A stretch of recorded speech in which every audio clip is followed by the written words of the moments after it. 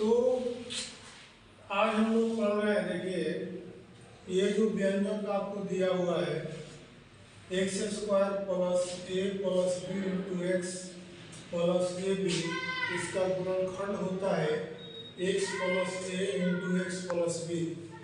इस आधार पर आपका प्रश्न है X square plus 8x plus 15 का गुणनखंड निकालना है।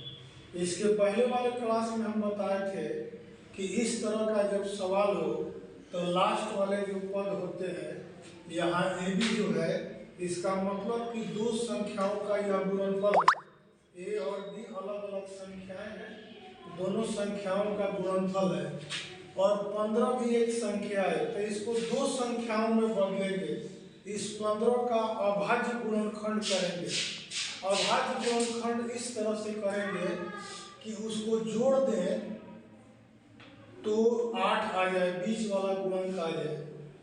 15 का इस तरह से अभाज्य गुणनखंड करेंगे कि दोनों संख्याओं को जोड़े तो बीच वाला गुणनखंड मैंने गुणांक आ जाए, 8 आ जाए, और गुणा करें तो कितना आ जाए, 15 आ जाए। तो इस आधार पर आप 15 का अभाज्य गुणनखंड करेंगे।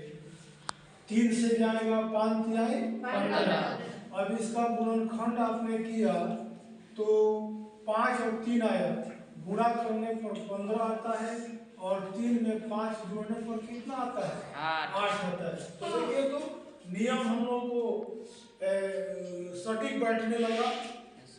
मैंने कहा था कि 15 का गुणनखंड करेंगे, दो संख्या आएंगी 3 और 5, गुणा करने पर कितना आ जाए, 15 आ जाए, और जोड़ने चाहे घटाने पर बीच वाला गुणांक आ जाए, तो जोड़ने पर 8 आ जाएगा ना। Yes sir. इसका मतलब हम लोग का गुणनखंड जो है अभाज्य गुणनखंड 15 का इस सवाल के लिए सटीक बैठ रहा है।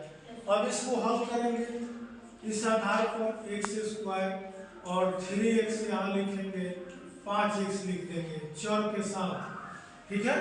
तो 5 और 3 में गुणा करेंगे तो 8 आ जाएगा, और गुणा करेंगे तो 15 आ जाएगा, और जोड़ देंगे तो 8 आ जाएगा, और 15 यहाँ लिख दिया गया।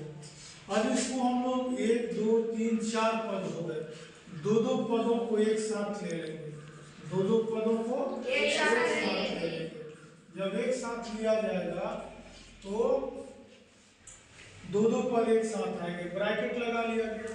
अब इस पहले वाले ब्रैकेट का जो रिजल्ट आएगा, इसमें से देखेंगे कि सबसे कॉमन क्या निकल रहा है, सर्वनिष्ठ क्या है, दोनों में शामिल कौन है। तो इसमें से x कॉमन करेंगे, तो यहाँ 2 को x है तो 1 बचेगा, यहाँ x निकल जाएगा तो 3 बचेगा।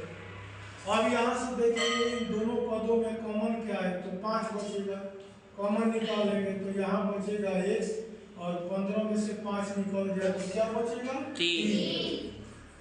अब मिलाएंगे दोनों में, ये दोनों पदें जो है इसमें सर्व के रूप में, कॉमन के रूप में x प्लस 3 बचा हुआ है।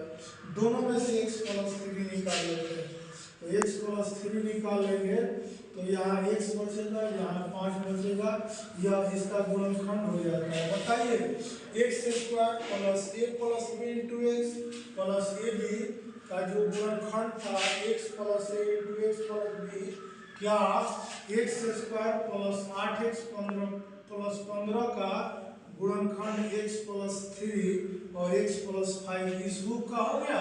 Yes sir. समझ में आया ना? Yes sir. तो जब भी इस तरह का सवाल आपके पास आएगा आसानी से बना लेंगे ना भाई? Yes sir. उतार लेंगे।